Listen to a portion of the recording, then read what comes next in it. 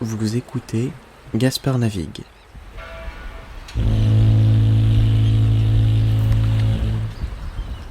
Un podcast où je navigue vers un monde plus tolérant. Bienvenue à bord. Je suis votre capitaine, Gaspard. Bonjour à tous, bienvenue à bord, bon retour dans Gaspard Navigue, merci d'avoir partagé les épisodes précédents, continuez à le faire, plus on est de fous, plus on rit, et plus je peux vous présenter les invités intéressants. J'espère que vous allez bien, cette semaine on continue d'explorer l'histoire de David, Escort Boy. Comme toujours, je suis impatient de continuer la discussion sur les réseaux sociaux et si vous êtes intéressé, je pourrais vous proposer éventuellement un épisode épilogue où David et moi, on répondrait à vos questions. Alors rejoignez la discussion sur les réseaux sociaux, #GasparNavigue.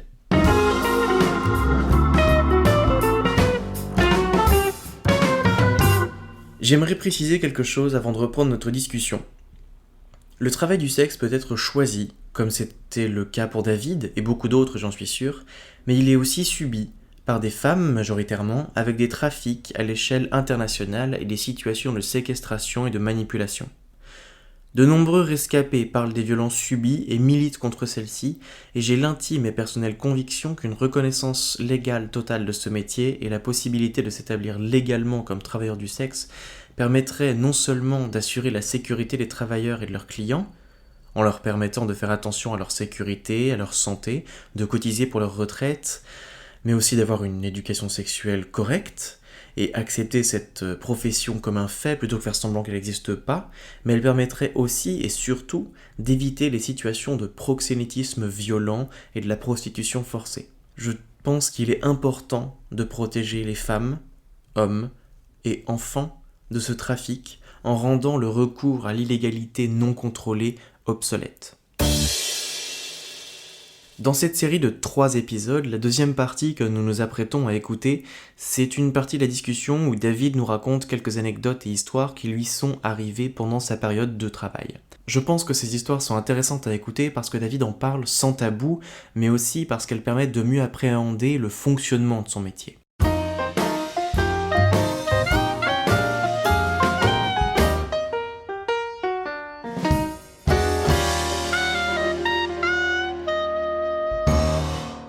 Oui, est-ce que tu as des J'en histoires ai, à nous raconter, des j'en ai trucs, des quelques-unes en anecdotes ou effet. quoi?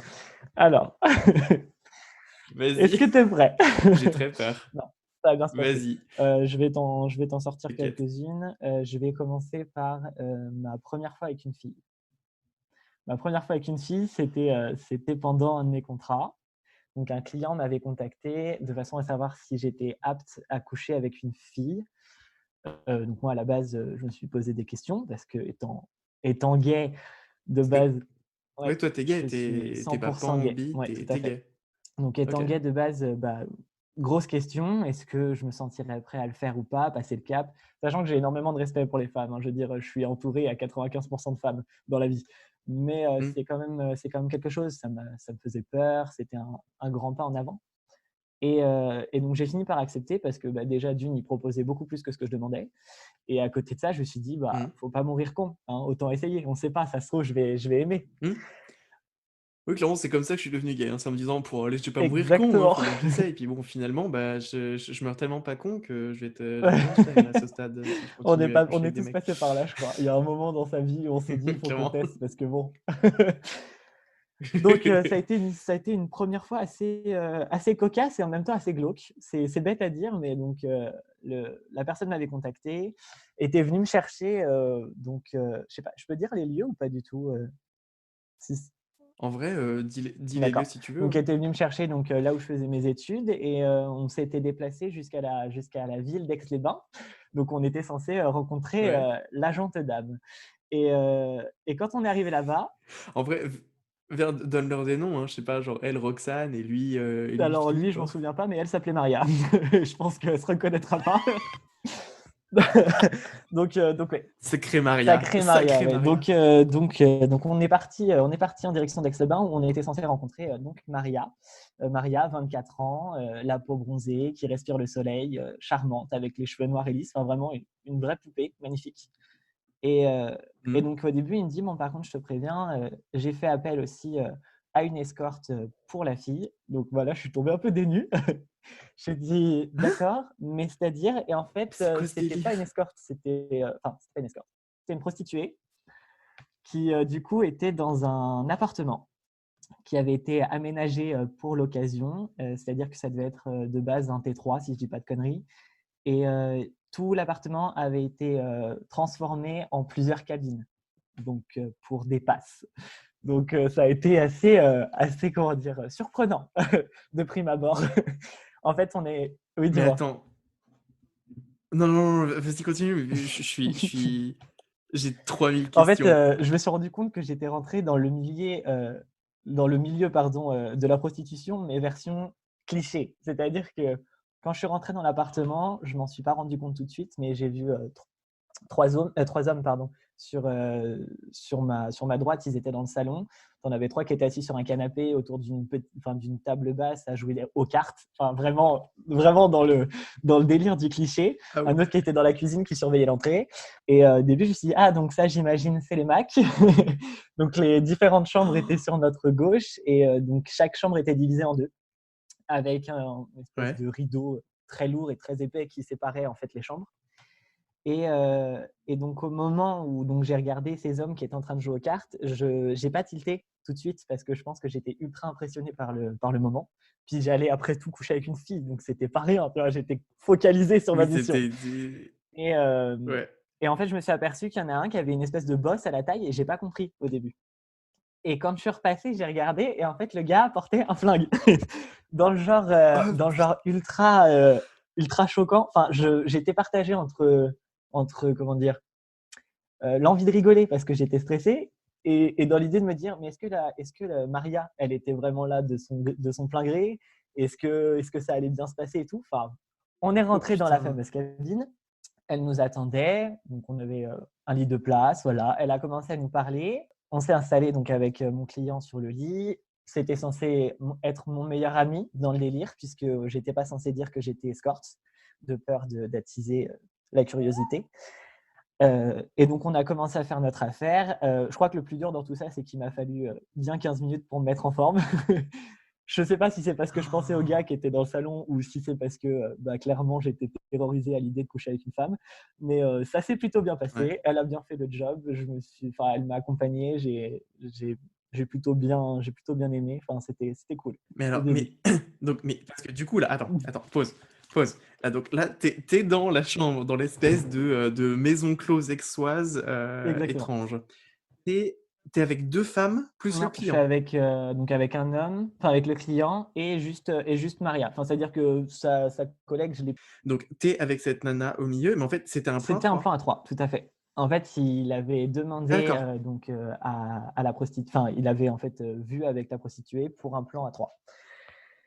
Donc voilà et Ok. enfin, tu es pas au bout de tes peines parce que, on fait notre affaire. Je finis par me mettre, en position, si je puis dire et donc bah, le gars nous regarde. Donc bah, j'étais parti sur un plan à 3 de base, mais en fait, c'était plus un plan, voyeur, exhibitionniste. Genre lui, il regarde, Il était quoi. posé Ouais. enfin, il était posé à côté de nous et il nous regardait en train de faire, quoi. C'était sympa en vrai, c'était cool. Jusqu'au moment où donc bah, je suis en plein acte, je suis derrière elle et donc bah, je finis par faire ce qui se passe. Enfin, je finis par jouer en gros. Je vais pour sortir d'elle Oui. et je m'aperçois que la capote a craqué.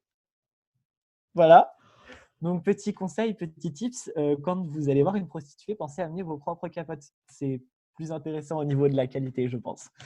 Donc là, bah, dans ma tête, c'est Ok, j'espère que vous écoutez tous ce qui est en train de se passer. J'espère que vous êtes attentifs à ce qui est en train de se dire. donc Ok. bah, là, je balise, hein, du coup, je suis comme ça, genre: «Ah très bien, c'est» elle me dit: «Tu es clean, tu es clean?» Je lui dis: «Oui, bien sûr, je suis clean, je fais des tests assez souvent» et en fait, mon Hmm. client avait eu la très bonne idée de lui dire que c'était ma première fois. Alors quand on n'est pas aidé, c'est pas facile. C'est vraiment pas facile. Donc bah, j'essaye de m'arranger avec ce qu'elle vient de me dire. Je dis: «Oui, oui, c'était ma première fois avec une fille et je l'avais pas fait souvent avec, des hommes et je me suis toujours protégé, il y a pas de souci». Donc bah, ça a fini qu'elle nous a gentiment dit au revoir. On est repassé devant les Macs. j'avais genre les dents serrées en mode j'espère que je vais pas me prendre une balle. C'est quand même con de crever à 18 ans. À ce stade-là, t'avais 18 piges, quoi. J'avais 18 ans et c'était une de mes premières, enfin un de mes premiers clients en fait. Ça devait faire à peine 6 mois que j'étais Ok.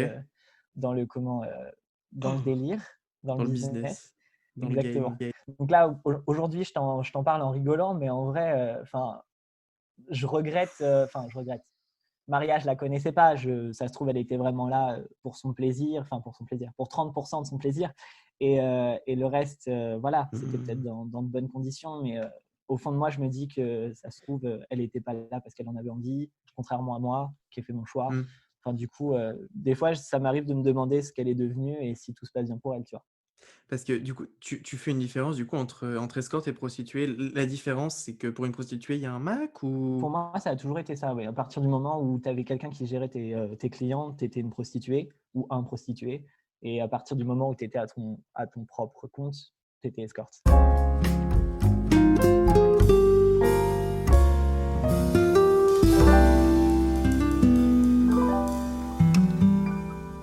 Mes clients avaient beaucoup de différences entre eux. C'est-à-dire qu'il Ouais, y avait une différence sociale, mais une différence aussi corporelle. C'est-à-dire que, alors, au niveau social, comme j'ai pu te le dire tout à l'heure, ouais. j'ai couché avec des pères de famille mariés.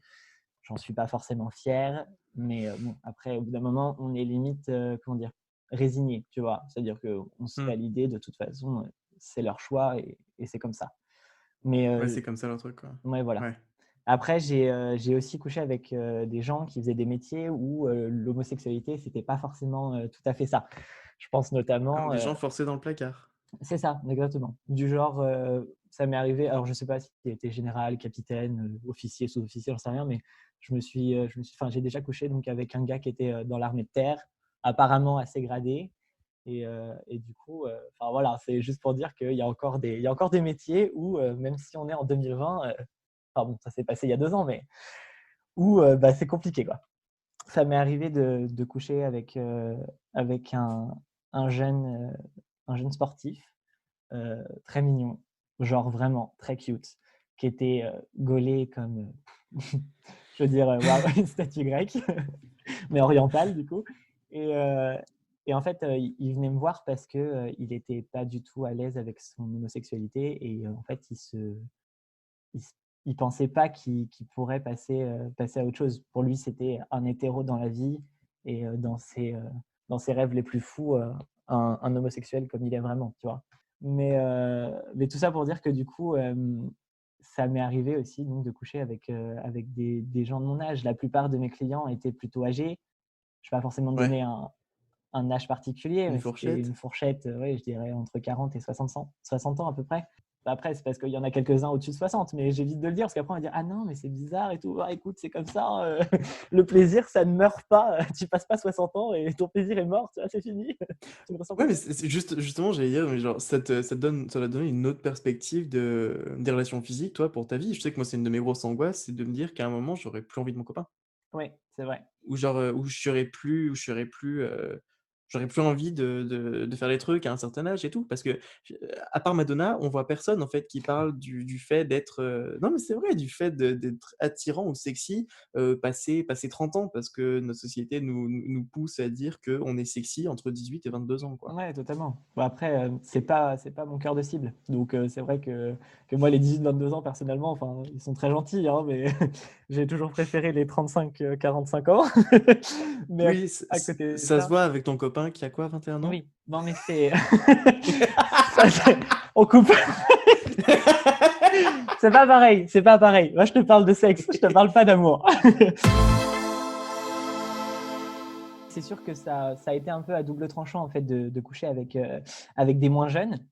Parce que j'avais l'impression, alors c'est peut-être horrible de dire ça, mais de rendre service parce que bah, passer un certain âge dans notre société, enfin du moins dans l'univers gay, Mmh. on a tendance à être vite périmé. Et ça, je trouve ça quand même Ouais. vraiment triste. Mais à côté de ça, ça a quand même énormément renforcé le fait que mes clients, passés à un certain stade, décidaient d'arrêter de me voir parce que bah, je décidais de me laisser pousser la barbe ou ou du coup de laisser exprimer ma pilosité, sachant qu'en fait, eux, ce qu'ils voulaient, c'était coucher avec un minet de 18 ans qui était imberbe, enfin totalement pas mon style. Donc, du coup, c'était compliqué de me dire qu'en fait, on était vraiment dans cette société de consommation, de jeunesse. Enfin, j'avais vraiment l'image d'espèces de vieux vampires qui venaient juste aspirer un minimum de jeunesse, tu vois. Enfin, ils n'étaient pas tous Ouais. comme ça, hein, bien évidemment, mais pas T'en mal. avais quelques-uns qui te faisaient te sentir un peu mal à l'aise. Bah, un vrai morceau de viande, en fait. C'est con à dire, hein, et puis en même temps, avec le métier que je faisais, peut-être que, mais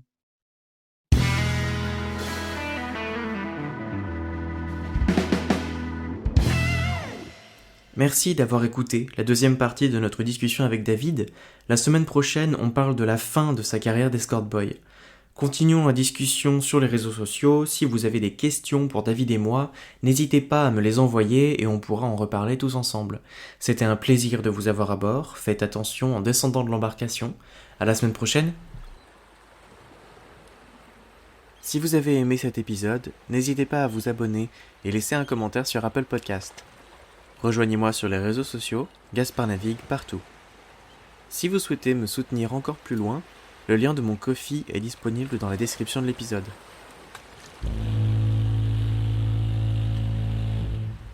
À la semaine prochaine!